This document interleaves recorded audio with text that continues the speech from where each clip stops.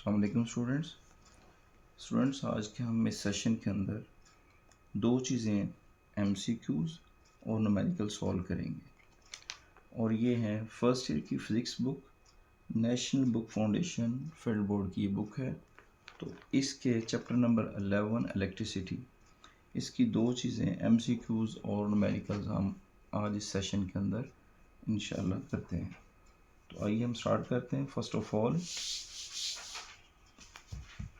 First MCQ, on which of the following factor the drift velocity does not depend? A. The length of the wire, cross section of the wire, the number of free electrons, the magnitude of the electric field.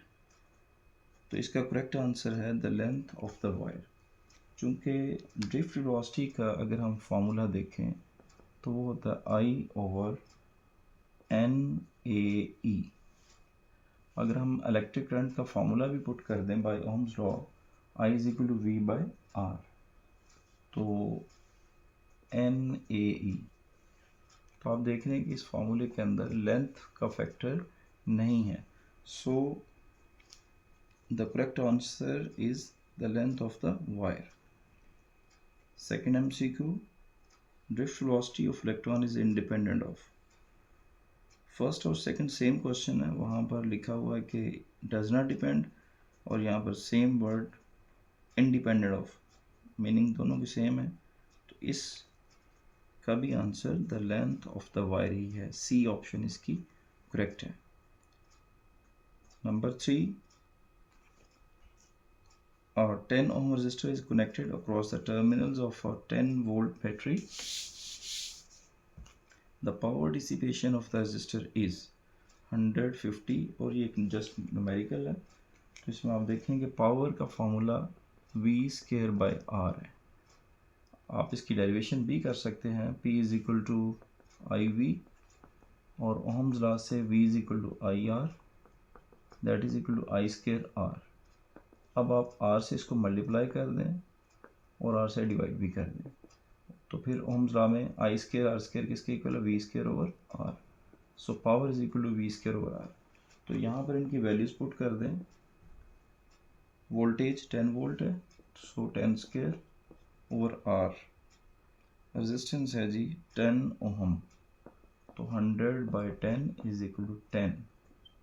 10 watt is the correct answer, so answer D is correct, 10 watt.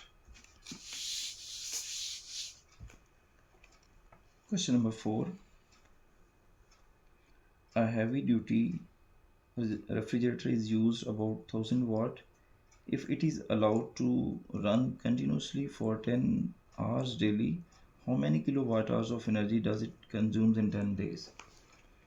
तो ये जो हमारा एक electricity का unit होता है, normally हम घरों में कहते हैं कि हमारा 10 यूनिट्स, 100 यूनिट्स, 200 यूनिट्स जो है वो कंज्यूम हो चुके हैं, तो बेसिकली वो 1 किलोवाट आवर होता है। तो इसका फार्मूला होता है what multiply by time, but यहाँ पर टाइम जो है वो इन आवर्स है इस फार्मूले के अंदर, डिवाइडेड बाय 1000। तो यहाँ पे आप इनकी वैल्यूज पुट कर दें। 1000 चूँकि 1000 वाट गिवन है, 1000 वाट का एक रेफ्रिजरेटर है और वो 10 आवर्स डेली, टाइम 10 है ओवर 1000, लेकिन जो हमें इलेक्ट्रिसिटी कंज्यूम कर रहा है फॉर 10 डेज, तो 10 आवर्स इन अ डे है, सो 10 डेज मल्टीप्लाई बाय 10। तो 1000 से 1000 क्रॉस, 10 10 आर 100, तो 100 kilowatt hour is the answer of this question. So A, B, C, D और इसमें A ऑप्शन करेक्ट है, 100 kilowatt hour. Question number 5. What will be the value of EMF if 3 ampere current within 5 minutes perform work about 900 joule? तो इसके अंदर option है 10 volt, 3 volt, 1 volt, 5 volt. तो ये आपने EMF का formula, EMF is equal to work over charge. Work over charge, यानी कि W/Q। अब W आपका 900 गिवन है यहाँ पर, अगर आप देखें तो W is equal to 900 joule. और Q चूँकि चार्ज हमारे पास नहीं है, लेकिन हमारे पास करंट भी है और टाइम भी है, so Q is equal to IT formula apply कर लें। Q is equal to IT, तो करंट ही हमारा है 3 एम्पेयर और टाइम इन सेकेंड्स 5 मिनट्स है। If we convert 5 minutes into second, 5 into 60, 300, तो 900 over 900, answer is 1 volt. So option is C option is correct, 1 volt. Question number 6. Which one of the following electrical device helps us to measure the accurate value of EMF? EMF कौन से इनमें से है? Meter bridge, voltmeter, multimeter, potentiometer. तो best option is potentiometer. Potentiometer work on the method, क्या करता है? Works on the method of zero deflection so that the possibility of error is extremely small. तो potentiometer is the best option. 7. The unit of dynamic charge. ये बड़ा confusing है और important है, चूँकि चार्ज का जो नॉर्मली तो चार्ज उसका कूलम है, लेकिन यहाँ पर वो कह रहा है डायनेमिक चार्ज। तो ऐसे चार्ज जब चार्ज फ्लो में आते हैं, मूव करते हैं, तो उसको हम करंट के वो करंट कहलाता है ना, the rate of flow of charge is called current. तो नॉर्मली चार्ज का यूनिट कूलम है, लेकिन यहाँ पर उनका डायनेमिक चार्ज, तो डायनेमिक चार्ज के अंदर वो करंट हो जाएगा और करंट का यूनिट एम्पेयर होता है। सो 7 क्वेश्चन इसमें सी ऑप्शन बुक पे है, ampere. Question number 8. The resistance of a steel wire of particular length and thickness is 100 ohm. If the length and the diameter of the wire both are doubled, then the resistivity in ohm meter will be. Question number ये हमारा 8 है। तो ये fix है resistivity 1 into 10⁻⁻7 ohm metre.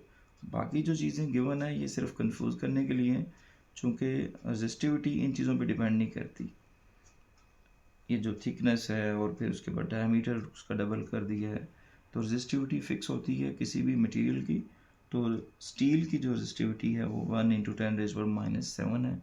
Ohm metre इसका ऐसा unit है। So A option is the correct answer. Question number 9.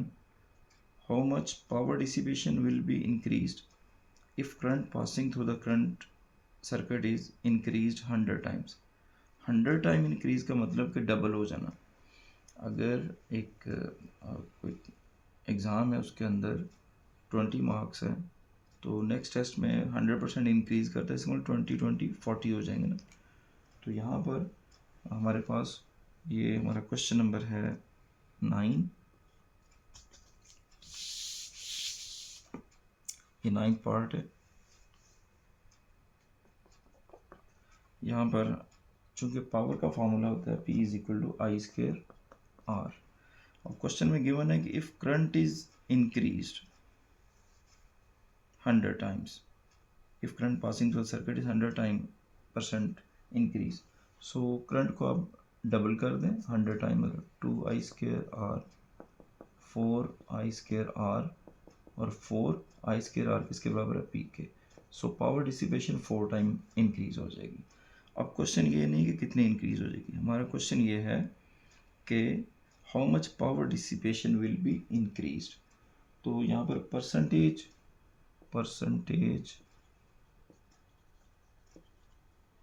Increase in power,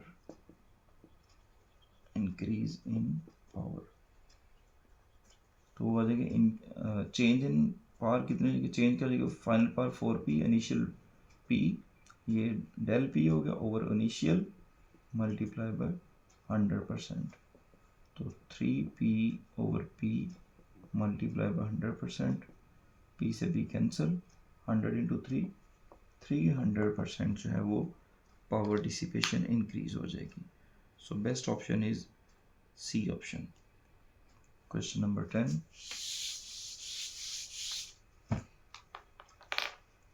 10th part. There are two resistors of having values 2 ohm and 4 ohm respectively are connected in series to a 6 volt battery. अब series circuit के अंदर current same होता है और वहाँ पर equivalent जो resistance होती है वो सम ऑफ होता है. यहाँ पर इक्विवेलेंट रेजिस्टेंस हो जाएगी R1 plus R2 that is equal to plus 4 6 ohm. और 6 वोल्ट बैटरी है, वोल्टेज 6 वोल्ट है. The heat dissipated by 4 ohm resistor in 5 second. Time भी गिवन है 5 सेकेंड. और हीट डिसिपेशन ये जो 4 ओम R2 है इसमें से हमने इसको, तो पहले तो हम ओम्स लॉ से आई करंट फाइंड करेंगे. I is equal to V by R. Voltage है 6 और आई जो है वो आर जो है वो हमने इक्विवेलेंट रेजिस्टेंस 6 लेंगे तो ये 1 एम्पेयर आ जाएगा. अब heat dissipated by the 4 ohm resistor वो कितनी आ जाएगी is given by Joule's law के अकॉर्डिंगली हीट एनर्जी जो डिसिपेटेड होगी वो हो जाएगी I square R T. Current हमारा है 1 एम्पेयर जो हमने अभी फाइंड किया. रेजिस्टेंस उन्होंने रिक्वायर्ड है कि जी 4 ओम रेजिस्टेंस में से कितनी पावर डिसिपेशन होती है, सो हम इसको यूज़ करेंगे 4 और टाइम है 5 सेकेंड. तो 5 इंटू 4 इंटू ये आई नहीं बल्कि आई 1 है. 5 4 ज़र 20 joule.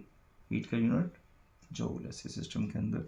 So best option is A B C D. यहाँ पर टेक्स्ट बुक पे सी ऑप्शन जो है 20 जूल वो इसका correct answer. 11th part.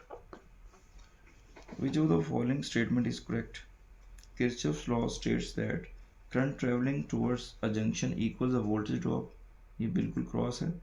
The current flowing towards the junction is equal to the resistance across the junction according to Kirchhoff's law. Cross है क्योंकि Kirchhoff's law दो हैं, एक अपना करंट के रेलिवेंट है और दूसरा वोल्टेज की. थर्ड ऑप्शन सी करेक्ट है. The current flowing into a junction is equal to the current existing the junction according to Kirchhoff's law. यानी कि किसी भी सर्किट के अंदर किसी रजिस्टर में आने वाला करंट का जो सम है और उसमें से जो है वो पास होने वाले, तो एंट्रिंग और एग्जिट ये दोनों करंट इनका जो सम ज़ीरो होता है ये दोनों आपस में बराबर होते हैं. So C option is correct option. Question number 12. The algebraic sign of an IR drop primarily depends upon the. इसमें option A direction of flow of current is the correct answer. Question number 13. What will be the nearest value of protected resistance if LDR having resistance 20 ohm is operated at specific intensity of light is to be protected through a series resistance in such a way that up to 12 milliampere current in the provision of 10 volt potential across the circuit as shown in the following figure. अब ये figure है, इसमें आप जो है वो अब देखें कि हमारे पास V1 ये क्वेश्चन नंबर हमारा आ जाएगा 13. तो V1 का फॉर्मूला हमारे पास जो हो जाएगा R1 over R1 plus R2 multiply by V. तो यहाँ पर अगर हम देखें तो VR is equal to R over R plus 20. चूँकि 20 ओम गिवन है, अगर आप देखें तो एक रेजिस्टेंस R है और दूसरी रेजिस्टेंस 20 है. LDR जो है वो 20 और मल्टीप्लाई बाय V. वोल्टेज अगर आप देखें तो बैटरी जो लगी हुई है वो वोल्टेज 10 है, ये वोल्टेज 10. तो यहाँ पर VR ओम्स लॉ के accordingly IR V is equal to IR R over R plus 20 multiply by 10. अब करंट जो है वो गिवन है 12 इंटू 10 रेज्ड पावर माइनस 3. चूँकि 12 मिली एम्पेयर है, करंट है 12 मिली एम्पेयर और मिली होता है 10 रेज्ड पावर माइनस 3 एम्पेयर. तो I की value 12 into 10 raised power minus 3, ये R से आप R कैंसिल कर सकते हैं, is equal to 10 by r plus 20। तो यहाँ से आप क्रॉस मल्टीप्लिकेशन कर लें या r+20 ये जो डिनोमिनेटर में इसको दूसरी साइड पे लाएं और according the rules of equation जो डिवाइड हो रहा है मल्टीप्लाई हो जाएगा और ये आ जाएगा 12 इंटू 10⁻³ तो ये 10/12 10⁻³ ऊपर इसको न्यूमरेटर में लेके जाते हैं तो 10⁻³ हो जाएगा यानी कि 1000 हो जाएगा। तो ये जाएगा 10,000/12। तो r इज इक्वल टू 10,000 को जब हम 12 से डिवाइड करेंगे तो आंसर आ जाएगा 833 अप्रॉक्सीमेटली और ये 20 उधर जाकर माइनस हो जाएगा तो ये आ जाएगा 813 और unit of resistance is ohm. So best option correct option C option 813 ohm. Next 14 MCQ. Which of the following electrical instrument can be used as a null detector in the Eastbourne bridge? तो इसके अंदर हम galvanometer को as a use करते हैं नल detector के तौर पे चूँकि resistors are connected with the galvanometer इसके अंदर। 15 question. Potentiometer can be used for comparing two voltages, comparing two currents, measuring a voltage, measuring a circuit. तो ये आ जाएगा comparing two voltages. तो A option is correct option. 16. In order to achieve high accuracy, the slide wire of a potentiometer should be as long as possible, as short as possible, neither too small nor too large, very thick. तो as long as possible चूँकि sensitivity increase करने के लिए हमें जो है वो smallest potential difference it can measure sensitivity increase करने के लिए। So best option is as long as possible. Slide wire जो है वो जितनी लंबी होगी उतनी एक्यूरेसी जो है वो ज़्यादा होगी। Question number 17 there are fill in the blanks दी गई है। Types of thermistor. थर्मिस्टर दो टाइप्स के होते हैं, एक होता है एनटीसी और एक पीटीसी। सो ये दो रजिस्टर की टाइप्स हैं एनटीसी एंड पीटीसी। तो ऑप्शन इज 1 2 3 4 बी ऑप्शन 2 है। सो ये करेक्ट आंसर। लास्ट एमसीक्यू है thermistor is special kind of resistor named as laser resistor, photo resistor, thermal resistor, electric resistor. तो thermistor जैसे वो दो वर्ड से मिला हुआ है, ये थर्म और रजिस्टर दोनों को मिला के थर्मिस्टर का वर्ड बनाया गया है। तो इसमें thermal resistor C option is the best option.